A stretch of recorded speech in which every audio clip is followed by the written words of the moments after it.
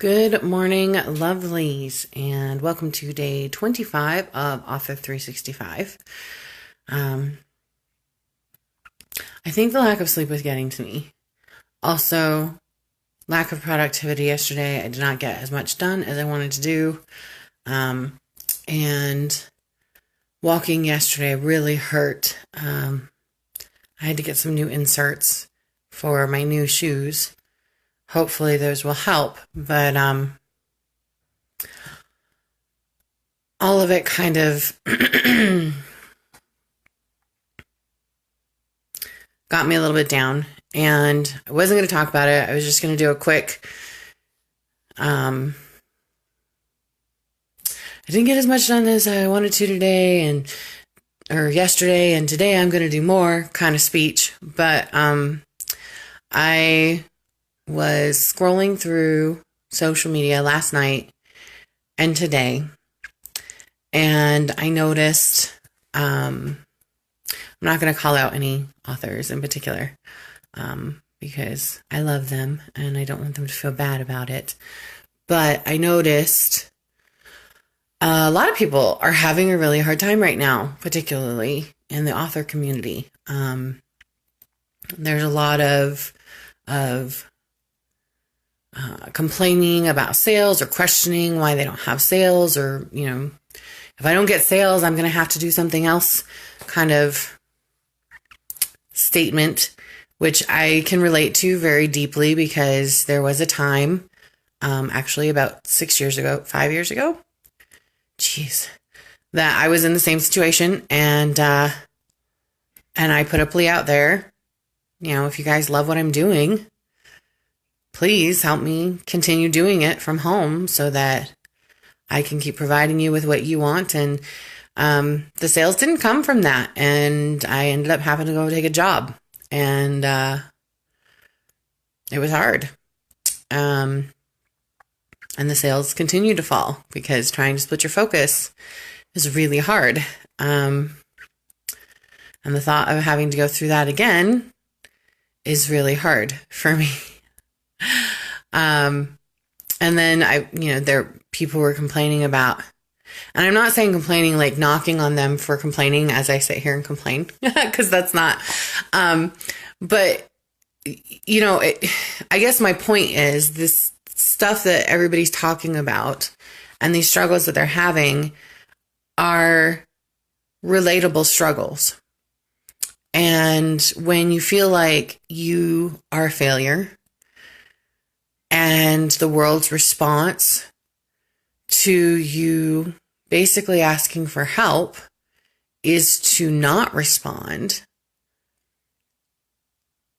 it sends a message. And it got me thinking about, and then one I will call out, JD Estrada, because his wasn't a negative, his was a positive. But over on Twitter, he was talking about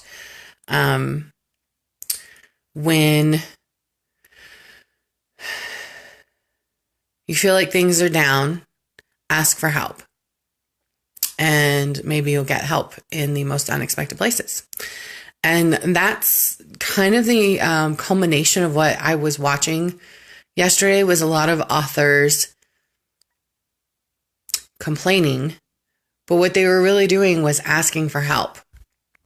And it was interesting to see the difference in responses depending on where I was seeing the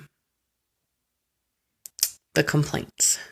Facebook rallied around them and offered tons of support and at the very least, words of platitude, telling them that they weren't a failure, telling them that things would get better and to keep their chin up and that they love them and blah, blah, blah, blah, blah. Twitter,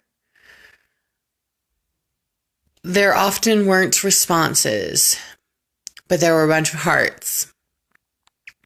And on Instagram, there was nothing, no hearts, no comments, nothing, no engagement. And I think that that's very telling about the different platforms. Instagram, if it's not happy, picture perfect, They don't want to see it. They don't want to hear it. They don't want to talk about it. Twitter, everybody's so busy wanting everybody to talk to them about their stuff that they don't often engage with other people's stuff. And, what is the point of having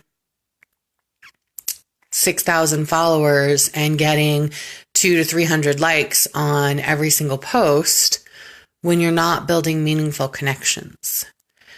And Facebook was where I saw most people engaging in and actively, at least emotionally, supporting people. And that got me thinking about the job search thing, because I was super frustrated. I was going around following up on jobs that I applied for back in October in this area, and all of them were like, oh yeah, we digital applications get tossed in 60 days.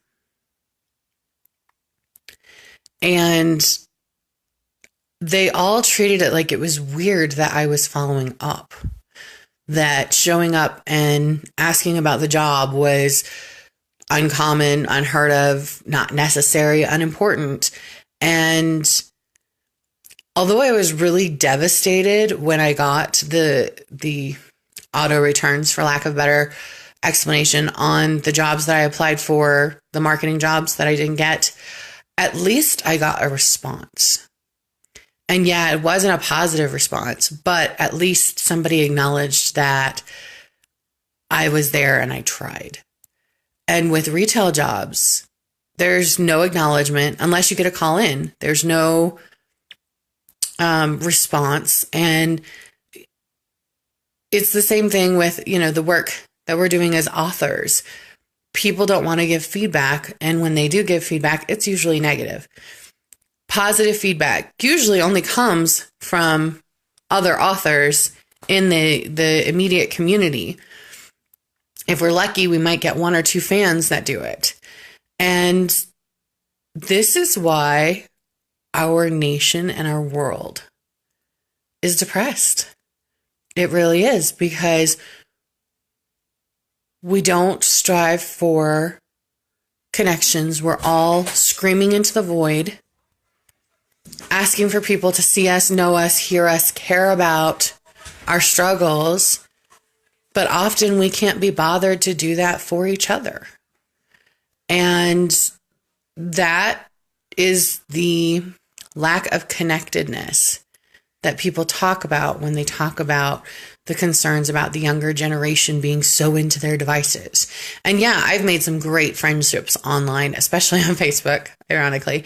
And they're as real and as true as, and in a lot of ways more true than my real world connections.